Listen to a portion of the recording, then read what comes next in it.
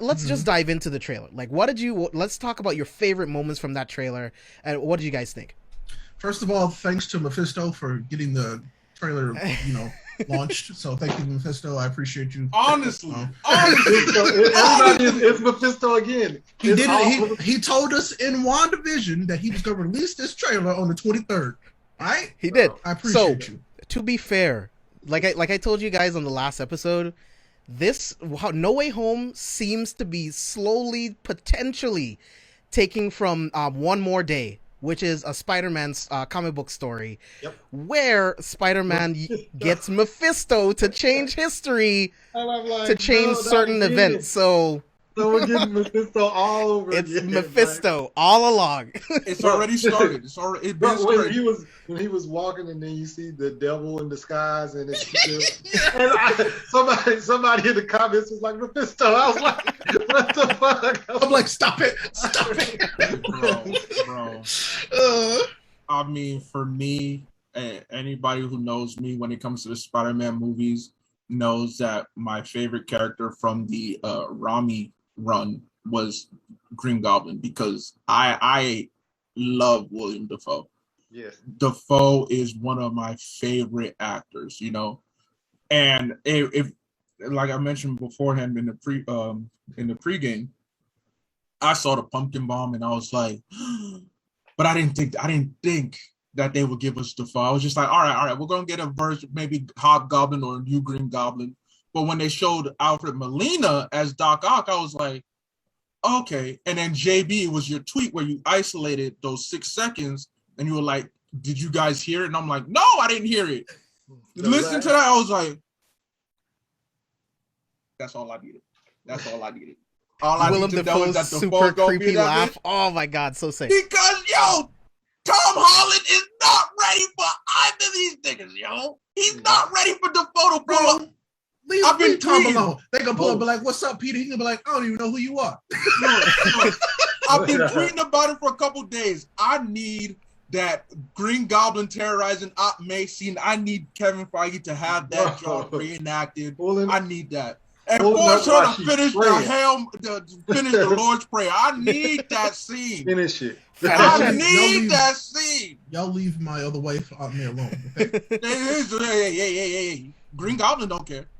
He about to bust up in her place. She gonna be mid-prayer. We all know he gonna get hands anyway, so I ain't worried. I mean, after he gave the way. All right, first of all, don't make me go back and rewatch Spider-Man once. I actually do. Dafoe was messing with. You can go. Parker. I mean, listen, Toby. Hey! Don't mess with the Peter Tingle. Don't mess with the Peter Tingle. Hey, look.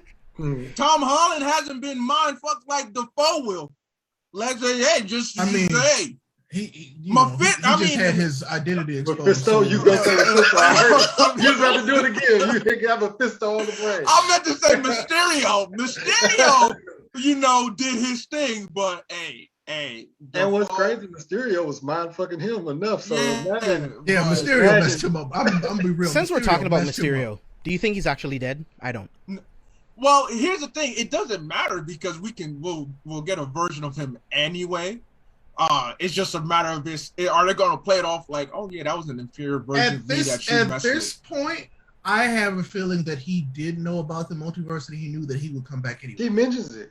Yeah, I'm pretty sure that was from a script. It was that was a joke. Yeah, but there might have been some truth. In it. I've always thought there was truth. I was about to say what's clever about this is the only time they mention the multiverse in the other phase is in Doctor Strange and in Spider-Man. Yeah. Now the only two people that are here in the first multiverse episode or whatever. In the first official film of Phase 4, because let's be real, Black Widow, yes, it counts as Phase 4, but it's not really a Phase 4 film. It's not. I'm sorry, it's not. Yeah, it's not. Yeah. So as the first official one, it's so fitting, and that's why even before we were getting this, and we knew that like we would explore the multiverse eventually, I always thought that Mysterio knew. He knew something. If anything, he knew something. And even though the movie played off like, oh, it's just I was like, because even down to the thing where I'm like, I think he was just playing his part. Yeah, He knew what he had to do. He's the type of villain who would do that, and it would work. Because it's like, well, then he would know that Doctor Strange will only do this for Peter. So, another question. So we know WandaVision technically is taking place while Far From Home is happening, right? Is it? Well, Because Far From Home is like Far From Home is like 8 months after Endgame. It's after the snap. And WandaVision is only a couple weeks after Endgame. Yeah, that's right. Oh, okay. Well, then if that's the case, because they have the snap inside of WandaVision, so that's live on TV. They can see the witches and stuff with WandaVision. And from what I saw on the YouTube trailer or whatever, on my review Easter egg thing, I saw when JB Smoove says, they was like, "What do you think it is?" And JB Smoove actually says, "Witches. I think it's witches." So if that's 8 months after, in Far From Home, that means that it was broadcast about Wanda and Agatha. I'm sure people, that was news. People know, yeah. I'm sure, because at this point you would think, well, I mean, think about it. To the public, Wanda's still kind of like a weird hero, not hero again. Yeah. So yeah. So because we had her after Ultron, she was viewed a certain way, and then the Sokovia Accords. And then this happens, and they see what she did. Yeah. I mean, she should have gotten a part in Bucky. I mean, she was there. You saw how people you would think Bucky, that she though. did, but I and mean, Falcon and Winter Soldier, you saw how Bucky people to a whole nother continent, bro. They was like, "Get your ass out of here! You pardon, but get out of here." I feel it's so weird because it's like that, like you said, it's definitely the one day thing. So I don't want to be on this bandwagon, but I'm feeling Mephisto. So I'm going to put it on the record that I don't think that Mephisto has any part of this. And I don't either. Anything, they're gonna do you Trefor again. They're gonna do it, and you're gonna be so mad, and I'm gonna laugh. I just don't feel like you're gonna get Mephisto and Kane. Nah. As fun as Mephisto is, the person. Have they confirmed the villain for Doctor Strange's movie? Not yet. Well, we know Nightmare is. So there might be a chance that he might be a villain in Doctor Strange, but like on a small level. He might just be Doctor Strange. Because we're getting Nightmare. Yeah. It would make sense to at least have a connection to Mephisto. But y'all know who the one there's like two Marvel characters that I'm riding for. It's basically the Beyonder and Doctor Doom. That's all I care about. So Mephisto's exciting. I'm sorry. I'm more excited about my boy Baron Mordo than I am about those two. I'll be very frank. I want to know what he's been doing. What's he been up to? Did he get snapped? Like what he been doing since then? Sir, I want to know. I highly doubt it. I need my Beyonder cameo at some point. I think Mordo's gonna have a really big part in all of this, and I can't wait, bro. I can't wait. Because now would be a good time to bring him back around. Absolutely. Yeah, it would be. Be like, hey, remember Steven when you fucked up before? Guess what? I'm back, and I'm about to make it way worse, and I can't wait.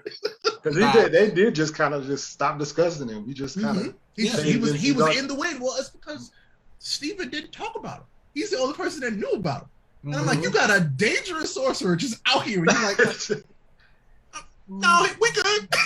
he hasn't made moves. I mean, plus here's the thing too. I mean, Steven is arrogant. If Steven felt like, it's true, he was going to be a problem, I would have handled it. He's like, and that's probably what he was thinking. Exactly. It's the arrogance. So let's talk about that, right? So we get the scene where Wong warns Steve not to use the spell, literally, and then he just winks, and he just winks at Peter like, "Yeah, I'm still gonna do it."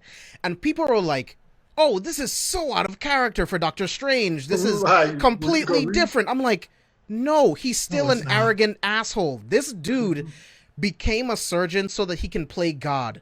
Now he is the Sorcerer Supreme. Not just that, the most powerful Sorcerer Supreme in all of history." Because remember, the Ancient One says that Strange is supposed to be the most powerful of all of us, period. Right? So you give that guy that kind of power, his arrogance only rises. It's like, of course. I feel like a lot of people kind of like glaze over that because they didn't really play up his ego when he was with Tony Stark, because they wanted Tony Stark to have the ego trip. They wanted to keep that going. But no, Doctor Strange and Tony Stark, they butt heads all the time because their egos are huge. And I'm like, so yeah, that just that's kind of on the movie characterization. They just didn't have time. I get it, but like, no. Stephen Strange, top tier asshole. Yeah.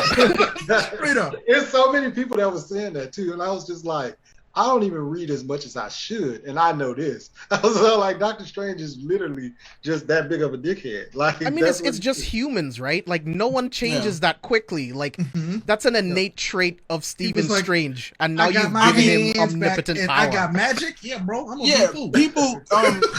There was the Doctor Strange run from maybe 2018, 2019. It was when they started their new era, not the current era that we're in, but after it, I think it was the events. Marvel now? No, I think it was that the events following the Infinity Gauntlet run, Infinity Wars. I'm pretty sure it was after. Yeah. I think it was it was after, definitely. Okay, so that there was a Doctor Strange run. I was reading it, and in the beginning, it was when Doctor Strange basically lost his powers, his connection to magic, and then he met up with Tony and went to space, right? Just read that. Read that first issue, and you can tell that arrogant. He didn't want to seek help from Iron Man at all. Nobody likes to go ask Tony for help. If Tony's an asshole. Yeah, he'll tell you. He's gonna remind you. He went through as many different avenues to try to find his magic. He's just like, shit, I guess I gotta go to Tony. And Tony was like, oh, you can't. He's like, never mind. It's like, yo. The two most arrogant beings in the Avengers, the two most, I wouldn't say most arrogant characters in Marvel Universe, because we got a lot of arrogant folks. But in terms of the heroes, amongst Reed and Hank Pym and Doom, and you got a lot. And Namor, Pym is pretty arrogant. And Namor himself is probably the most arrogant. I would put him at like top 2. And Black Panther used to be up there too. T'Challa is still up there. I don't care what anybody say. Yeah. I don't know about this new T'Challa. This T'Challa was also still arrogant. He's got a sweet side, but he's still arrogant. Yeah, because Christopher Priest is my favorite writer in terms of what he did with T'Challa. Because that T'Challa said, I've said it before and I'll say it again, that T'Challa was like, I'm only here to see if y'all gonna fuck with my country. And if y'all are, then I'm gonna whoop y'all ass. If y'all not, then I don't really care. Like, we would love for you to team up. I ain't say all that. He was going through his own stuff, and that's what it was. You know, but this John is just people saying that Doctor Strange wouldn't do this. I don't know what version of Doctor Strange you've been watching. I don't know if we've been watching the same films, the same MCU movies. I don't know if you got your John bootlegged from Indonesia. Stop it. I'm just saying, maybe it was 41, 42, 43. I don't know what y'all was watching. I can't stand. But Doctor Strange is arrogant enough to do this. Whether it's Mephisto or not, Doctor Strange is arrogant enough to do it. He's the type of person where you tell him not to do something, he's going to be like, do you not know who I am? I'm the Sorcerer Supreme. Yeah, what's the worst that can happen? I am the person everybody must go to when it comes to magic. Like, I'm going to do this shit. And let's keep in mind, as he did the spell, it wasn't him who acted up. It was Peter. Like, hey. So let's get into that. Let's get into that. What did you guys think about that scene? Because there is one thing that I want to break down. Because during that scene, it's really, really choppy and cut up, right? Mm-hmm. We see a lot of colors. I think this is Marvel's Speed Force moment. This is where we'll see Tobey Maguire's version of Alfred Molina. This is where we'll see a different version of Willem Dafoe's Green Goblin. This is where we get to see a different version of Jamie Foxx's Electro.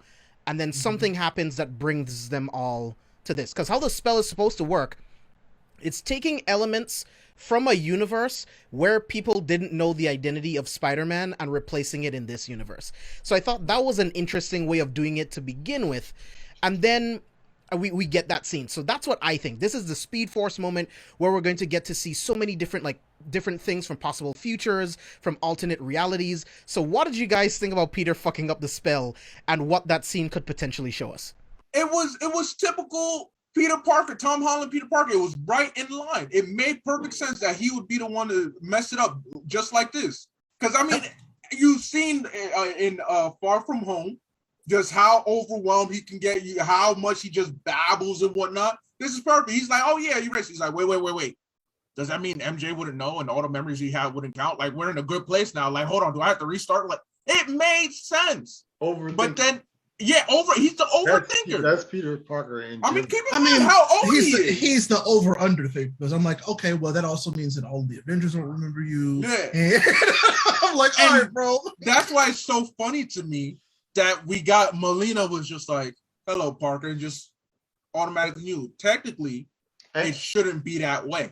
Well, but boy, he knows. The thing is, he does say hello, Peter, but this is the kick. We don't know who he's talking to. He could be talking to Tobey Maguire. We don't know what spot. We technically have no idea who he's talking to. Or he could be talking to all the Peters standing right in front of him. I haven't given too much thought to the idea that Andrew Garfield and Tobey, because, people are like, oh, yeah, I'm like, I'll wait on that.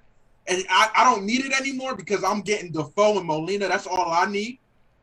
So I'm content if we're just dealing with Tom Holland. But to answer your question, it was very in line, and so I wasn't surprised. I liked it. It was perfect. It made the most sense. Big hard agree. I think we're going to see them in the movie, but they're not in it, if that makes sense. Like, I think we're going to see them in like the Speed Force moment thing that I was talking about. We might get glimpses of them here and there, but that's something you save for actual Secret Wars. Yeah. Right? If you're going to do the next big event, which is what it looks like we're going to, and remember, the Russo brothers said the only way they'll come back is if Marvel makes a Secret Wars movie, and we are on that track. So if you're going to do that, you wait until Secret Wars. You tease it in this, and you form the Sinister Six based on versions of these characters that we've seen before. So I think we'll see the Sinister Six in this movie, but as far as them being there, like, fighting the rest of them, nah, I don't see that happening. And who have I been advocating for weeks, for months? Give me the Beyonder. All right, but here's the question. Who will be all the members of the Sinister Six? We know that Vulture is in the cut. Vulture, Scorpion, Sandman, Electro, Doc Ock, and Green Goblin. And Green Goblin. You did, yeah. Okay, so we haven't. Yeah, so that's our six. Scorpion yet, right? Yeah, we have. We met him in Homecoming. We've met him, but Peter hasn't met him. Right. Yeah, we met him at the end of Homecoming in the prison. He was at the very end. When we went to Vulture in the prison. Okay, yeah. But okay, so does that mean, because I feel like we saw Lizard. Lizard. There's potentially he's in there as well. Yeah. I feel like, so if that's the case, then do we know our six? Because you also said you don't think Mysterio is dead. Yeah, but I mean, if they do bring him back, I don't think they'll bring him back for this one. But the Sinister Six, I think we'll see in this. Doc Ock, Electro, Sandman, maybe Lizard, Green Goblin. Who else did I miss? Vulture. And Vulture, and then Scorpion's in there too. So it all depends on who they might pick, but yeah, I think that we're definitely going to get the Sinister Six, like something towards that. They could probably make a joke like the Sinister Seven. No, that doesn't sound good, and then one of them gets murdered by the other. So it's like, now we're the Sinister Six. It'd be Green Goblin to do it. Green Goblin to do it. That would be dope. That would be really dope. It's like, what do we call ourselves? The Sinister Seven? And he goes, and he just probably kills Electro. The Sinister Six sounds better. He throws a pumpkin bomb that completely disintegrates him. Yep. I'm gonna venture this name. What about? Would you not want to see Kraven the Hunter? We won't, because they're making a Kraven the Hunter movie. Yeah, he's in the so we won't see him until they make the solo movie. And even then, I doubt he'll join the Sinister Six. I think they might turn him into an anti-hero, much like they're doing Venom. I don't see them. I don't see them doing that too. I see him. He's potentially going to be in there, what I see is their Sony Midnight Suns type. That's the one I think. I think Henry Cavill is going to be Kraven the Hunter. That's what I think. You think so? I think that. They already cast him. Oh yeah. Aaron Taylor Johnson is Kraven the Hunter. I was about to say, I'm like, not that I'm trying to be picky. I did forget about the solo movie. Cavill's just a little too built to be Kraven. Kraven big. I mean, is he though?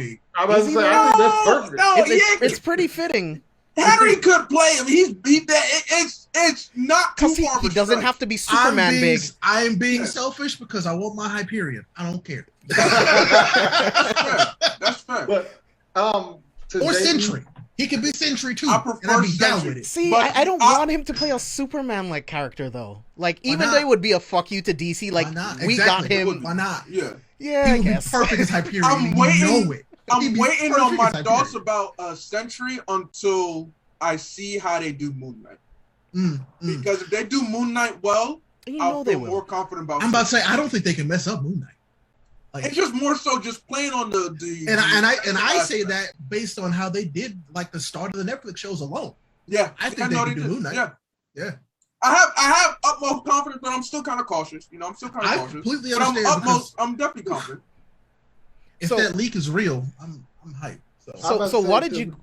Sorry, go ahead, Steve. When you were saying you don't think we'll see a Spider-Man, and you said you only see him in those little flashes. I'm with you on those little flashes, and then this just popped in my head at the end. That bridge scene where Tom Holland is fighting, and you kind of get the Green Goblin bomb, get Doc Ock. I think that's the very last scene of the movie. Oh yeah, it's definitely the third act. And when the bomb goes off, Tom Holland is webbed and saved, and then there's two other Spider-Mans there. Hello, Peter. In credits. I mean, I you know what? I can see that because I'm like, all right, we're going into Multiverse of Madness, so this is the start of the multiverses collapsing. So I can absolutely see them coming in and then them not resolving it because cliffhanger. Like straight up. And then they'll be like, the Spider-Man will return in. Yes, bro. And then Doctor Strange, Multiverse of Madness, you get Tom Holland guesting in that movie. But I could see, so what JB said, I don't think they're going to be in a movie. I think it'll be the very last scene. They rescue him from dying, and then it's all of a sudden you see all three. I would love that too. And then in movies over. But there is one other Spider-Man that I think we'll definitely get to see, and that's Miles Morales. Because if you guys notice in the trailer, when Peter is wearing the black and gold suit, he's running through a feast facility. Oh shit! Yeah. I definitely saw that. So I think Miles is working there at the feast facility. Stop giving me Miles Easter eggs and teases. Just give us Miles. Just especially after the trailer dropped, they said, "Oh well, we have stills for Enter the Spider-Verse 2," and it's like, "Oh, I mean, we knew it was coming, but now your grade's gonna be yeah. We've been working on it. Could you imagine? We'll let you know after No Way Home." Could you imagine if it was the animated Miles getting pulled in and turns into like a person? I mean, it's canon. And they actually use Into the Spider-Verse is canon. Oh my god! Why not? Wouldn't that be sick? That would be crazy, and then that would make that canon. And then when Stacy comes back and Andrew Garfield was like, "My baby," is like, "I don't know you. I was talking about this. I killed you. I broke it. I don't know you." I'll be down for it. Because I was talking about this with Mia, right? The multiverse of madness. We've seen so many different ways that that space-time has been tampered with and like torn into, right? The snap happening 3 times causes the deviants to come back in the Eternals. We know that Spider-Verse is canon, so what Wilson Fisk did, that also messes with space-time. What Wanda did messes with space-time. So what Loki all messed up. Sylvie did, it's all messing with space-time. It's all messed up. It's crazy, bro. So first off, what do you guys think about the black and gold suit? Because from toys, we know that it will allow Peter to use some of Doctor Strange's magic. So we know that from toys. But do you think it also doubles as like an anti-Ock armor that we saw in like the Spider-Man game? What do you guys think? So I hope it pays homage to that because that armor's sick. But I think it's more so the Doctor Strange kind of infusion. Like it just infuses the magic is gold, and so it's like here you go. I was like, yep, I'm all about it. Like, please. Black and gold is a great color combination. And like especially on a Spider-Man suit. It's just great. I mean, Killmonger's suit was flames. Yeah, like, it was. The original Black Panther suit was flames. Yeah, like just black and gold just works. The Gold Ranger. The Gold Ranger. Yeah. The Black Zeo Ranger, bro. Yeah. Elwick brings up something really, really interesting. What if it's anti-Electro? I can see that. Okay. I mean, it could just be his Sinister Six suit. Yeah, it really could be. Yeah. And you just gotta fuck with everybody. And it just works on everyone. He's like, hey, there's 6 of them. It's one of you. I got to give you a little bit of an edge. You know what I'm saying? That would make sense. I would love that. Oof, man, because we've been they teased the Sinister Six with Homecoming, and we've always wanted that. To get it now I just love Spider-Man movies, bro. Yeah. Like, I'll be very honest. None of these Spider-Man movies, except for the one that we don't talk about, have let me down. Of course. And then you mentioned this too, JB. You tweeted this earlier in the week. Like, we have the utmost confidence that this will bang, but it will be our first ever perfect Spider-Man trilogy. I'm not saying the word perfect, but damn good. Fair enough. I say that because the more I watch Homecoming and Far From Home, the more I love them. Aren't they good? They're incredible films. Man, I used to get tired of arguing with people about how good. I'm like, these are good movies. And people are like, wait, do people disagree? Oh yeah, dude. I had an entire conversation with someone on Twitter that's not a. So let's talk about that for a little bit before I've talked with multiple people for years about how they don't like the new Spider-Man.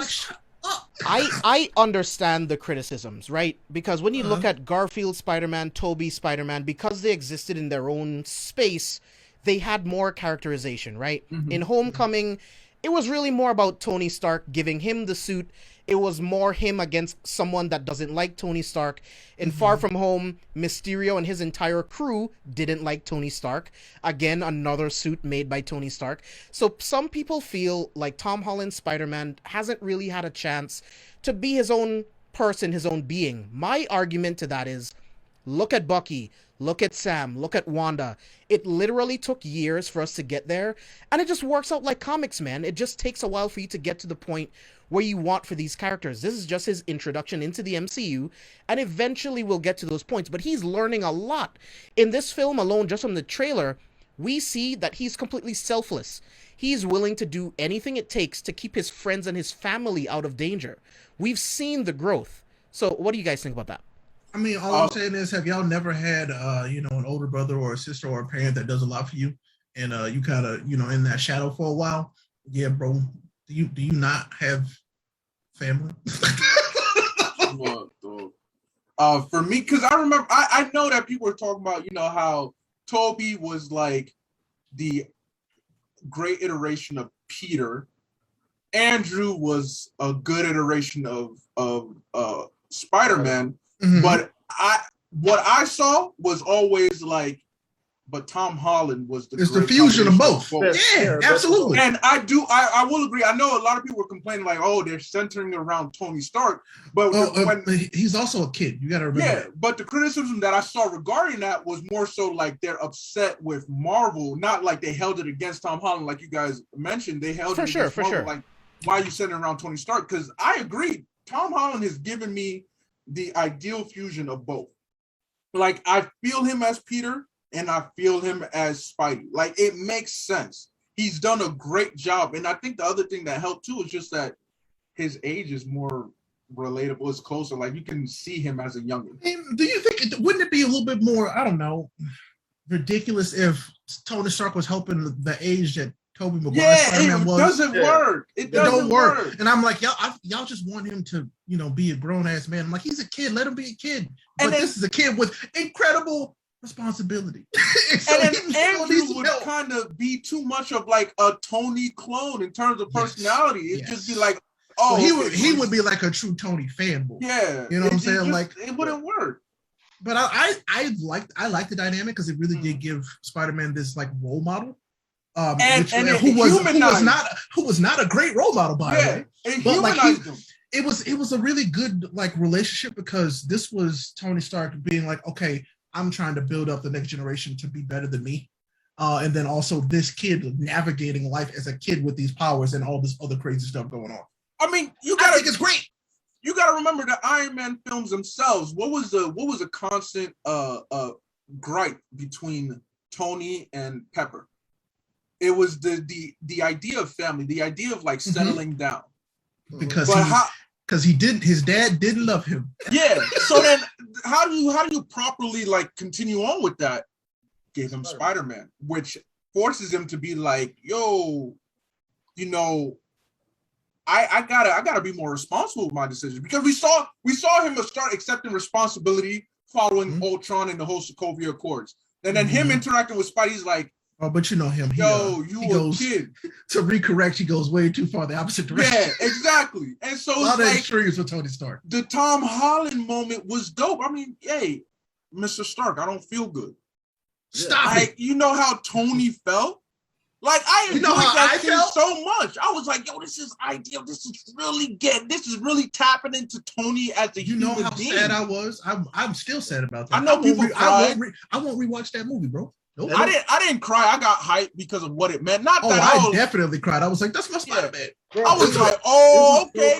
Oh, it did. But no, so side note, we were watching that in theaters and this kid in front of us goes, hey, Dad, did Spider-Man just die? And I go, oh, no! I'm like, good luck explaining that one. I want to know how much therapy people got because of that scene, I'm like, and it was just the whole theater was quiet. He goes, Daddy, did Spider-Man die? And I go, oh no.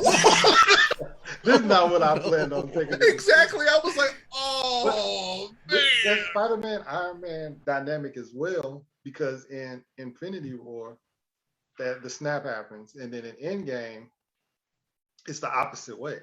Tony is going away, about to die, and now Spidey is holding him, and it's like that. It just shows you that whole character development that they've been doing with that dynamic. It paid off in the end too. To me, like that was a great send off to where he's. Yeah, think about it. Peter wouldn't have been able to do that in Endgame had that not happened to him. Like, oh God, he would have freaked out. Yeah, but then he knew he needed to be there for Tony at that point. Yeah, before Pepper got there. It's just good stuff. Like it really is. I don't understand. I even saw somebody in one of the comments that was saying Far From Home was slow. The first 45 minutes was slow. And then I was like, I'm sorry. To me, every movie is slow, but we won't go there. You're just looking for reasons to not like. Yeah, I mean, film is subjective, man. It is what it is. Yeah, but Far From Home was necessary. That build up was necessary because it's like, all right, let's focus on Peter following that slowness. That slowness is what you want. You want to hang out with Peter as a person, learn more about his everyday life. Did you forget that he's a freaking kid? Like, yo. I love 16. Like, I love that shit. Like, yeah, man, but I love character. I love story. Like, if you just give me straight action without story, what's the point?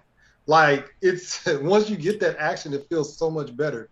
Because I'm saying Marvel versus Capcom even has a story mode. You know what I'm saying? Makes so much sense. Yeah, but one other thing that I wanted to talk about before we wrap talking about the trailer. So we know that Peter is going to be in police custody, right? Yep. What attorney does he get? There's only one. Dude, well, technically this there's is two. the perfect opportunity to bring in Matt Murdock. You know it's going to be Jennifer. It's going to be Jennifer. You know it is. Jennifer? You know it's going to be Jennifer. Oh, man. No. It makes sense to be Jennifer because we know the She-Hulk show is coming. Yes. It would make sense to introduce her here, and then we won't see her again until her series. It would work. Yeah. I mean, here's the thing. You can have both. You can have both as a legal counsel. I know we do, and I would love that, but it's going to be Jennifer. Dude, what? I would prefer. I didn't even consider that. I want Matt just as much as everybody else, but it's. I also really want Jennifer. No, I'm about to say they haven't even hinted at that, so that would be a shock. But we know a She-Hulk show is coming. We already know that they already announced Jennifer Walters is she's in. I was just thinking, it's like, well, Spider-Man. He's in New York. I would also love that. Matt's in New York. I'm a scream regardless. I'm a scream. I don't know if it's Matt, but still. But like I said, legal counsel, you have multiple lawyers. Yep, that's true. So you can have both, or you can have it that Matt like recommends. You can have. I would prefer better just because it flows with what they have in store. Like, all right, this is where we see Jennifer. We get like a couple minutes of her, and people are like, hey, what's her name? Jennifer Walters? Mm-hmm. It's like, what? The thing is, with trailers, you can't always take them for everything. Exactly. Marvel fucks with you. Rarely ever. Yeah. Because Marvel fucks with you. Because remember in that one scene, we had the Hulk running through Wakanda, and then it was fucking Iron Man suit. Yeah, they cut it. Yeah. So you never know. Well, that was great misdirection because then you don't know what happens at the beginning of the movie. So that was great. That was just for misdirection. So maybe they're doing that again. To be honest, maybe because that looks like Matt Murdock standing next to him in the. Well, It doesn't actually. Like when you go back and look at it, the guy walking into the room, he looks nothing like Charlie Cox. Like not even remotely close. Yeah, I was about to say, I thought it was because they cut the face off, and then you got the somebody get Charlie Cox on the phone. You got those hairy ass Charlie Cox arms. I was like, oh fuck, it's Charlie Cox. Bro, he in New York. Everybody got hairy arms. I ain't gonna lie, they do. I would lose it. Whoever shows up, I'm gonna absolutely fucking lose it, man. Oh man, I can't. But what's your final thoughts on the No Way Home trailer? The first teaser trailer, anyway. Excited. I don't need anything more. I'm content with this. I'm looking forward to December 17th. I hope they don't give us any other trailers. Like I hope that's the only one. Be like, I swear to God, like didn't that one hit like 30 million views in the first night? Yeah, I don't think they should give us enough. I was like, please. Part of that is because of Mephisto, of course. So again, shout out to Mephisto. Yes.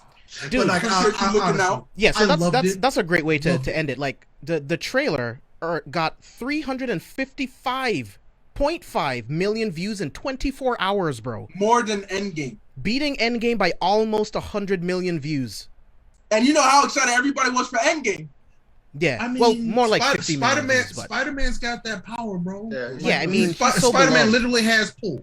Like straight up, which is why Sony will never ever give him up. Go ever. They ever. Won't. They know how much money that is, and they were smart. They was like, well, we're terrible at making these movies on our own, so let's use the MCU to make him more popular. But really, he's ours. Like we'll keep the retainer, and y'all we'll get paid together. It's great. Yeah. What's the final thoughts on the trailer? I fucking, like I said, I loved it, and I'm really hyped to see all these other things that I was catching, because I saw Lizard kind of jump at Peter, and then Peter jumps back or whatever. There's all this sand that kicks up, so people are already speculating the Sandman. Like there's a lightning bolt that comes out of nowhere, so now it's electro. There's so many speculations, and you just don't know what's gonna happen. It's them, man. It's Yellow Lightning. That was so Barry. Close. It's so Barry messing up time. It's so close to comic book Electro, and then like I mean, what else could be making the sand move around like that? And I am with you, Steve. Like I think it's the Lizard, because when you look at the black and gold suit, if you pause it, there's claw marks in the suit. Mm-hmm. I did see that. Right? Yes. Vulture's in prison, so who else? Right. Mm-hmm. Yeah.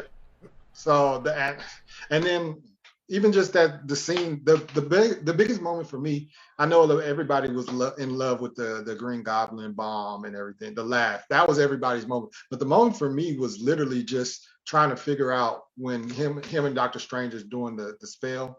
And then he's talking, and then Doctor Strange is like, shut up. Like, you know what I'm saying? And that just, like, I just love that intrigue and stuff like that. And that, we didn't talk about it, but fucking when Peter Parker is holding that, whatever the fucking suitcase he's holding. Oh, yeah, and then Doctor Strange fucking knocks his, I was like, yo, what are they fighting about? So, like, it's just, y'all something in that case is really important, because the symbol on it is the same symbol that's on all of the sanctums that keep beings like Nightmare, Mephisto, Dormammu out things of coming that go in bump to in our the universe. Night, that's exactly. So it's like they keep all that out. So it's like what's in it?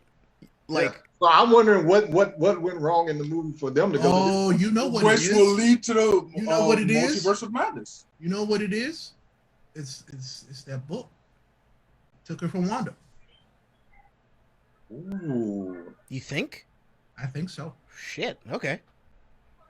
But yeah, like I said, like Abe said, that's the only trailer I need to see.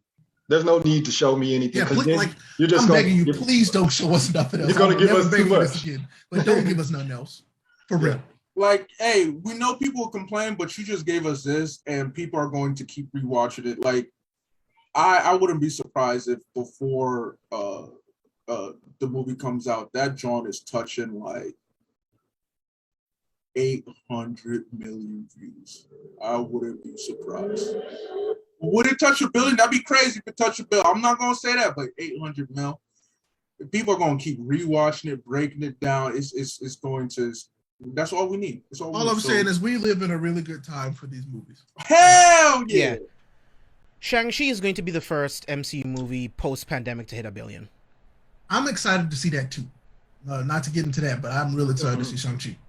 Yeah, I'm seeing it on Thursday and Sunday. Wong walks. He said, "Don't do it, Doctor Strange." And he walks in the portal. Oh, I must apologize. Comes out of Shang-Chi's universe and fights Abomination. So apparently, Shang-Chi is actually before the events of No Way Home. Huh. I looked that up because I was curious. I was like, well, is he And actually, it would have on to the way?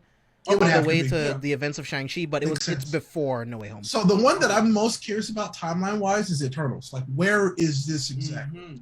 All of them. Yeah, that's they get to do that. Oh, minor thing. I know JB's sorry to sidetrack, You but good, bro? I'm concerned about them saying that they might push back Eternals if Shang-Chi doesn't do well. That bothers me.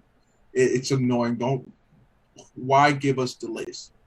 I mean, you should have already projected realistically what Shang-Chi would do in a pandemic. I mean, if they're like pushing it to redo contracts to get the streaming stuff going again, maybe. That'll be fun, but it seems more so like, if it doesn't do well in the box office, because Shang-Chi is not going to direct the streaming. Shang-Chi is only going to be out in theaters for Because they didn't want to redo that contract. Yeah. I understand. So it's like, please don't be like, hey, y'all, it didn't meet expectations. All right, Eternals, because I'm excited for Eternals. As you know why, I'm hoping for a Beyonder cameo. So don't make me wait. You understand? So that's all I wanted to say. But hey, the trailer was busting. Can't wait. December 17th is going to be a special time. Yeah, man. I can't wait. Any other final thoughts before we move on? Christmas coming early, baby. Right?